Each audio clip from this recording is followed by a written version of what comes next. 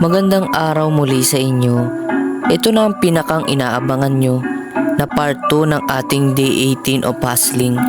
Tara na at samahan nyo muli akong dumiskarte. Ngayon ay papunta na tayo sa Barangay Road.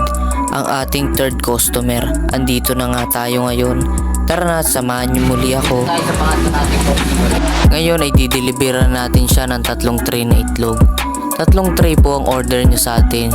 3 large. Ngayon ay bibigay na natin sa kanya ang kanyang order. Bali, isang tray po ng ating large ay 220 per tray. 1,000 nga ang binayad yan sa atin ni Kuya. Sa totoo lang, wala pa tayong panukli sa 1,000 na binayad po sa atin ng ating customer. Halos naghanap-hanap pa nga ako sa iba-ibang tindahan. Nagtanong ako kung pwede makapagpapalit sa kanila. Kaso wala talaga silang barya. Pero naiintindihan ko naman yung mga tindahan na pinuntahan ko. Kasi totoo, ang aga pa naman talaga. Pero kalaunan, 660 na ang binayad ni Kuya sa atin. Wala kasi talaga akong panukle sa 1K. At dito pala mga tol, ay inalok ko po si Kuya kung bibili ng itlog. Nagbabakasakali lang naman po ako kung bibili siya. Pero dahil sa tulong po ng ating Diyos, ay bumili sa atin si Kuya. Isang tray ng medium, bali 200 pesos. Thank you po Kuya. Kasi po lagi ko siyang nadadaanan sa tuwing magdi-deliver ako sa Barangay Road. Kaya tinesting ko na alokin siya kung bibili. Yun naman po bumili siya. At sabi ko po kay Kuya, babalikan ko siya next week or next day. Nag-aaral po kasi ako, sabi ko. Pumapasok po ako araw-araw. Sabi ko pag may time po or may free time ako, magdi-deliver po ako sa kanya. Yun lamang po.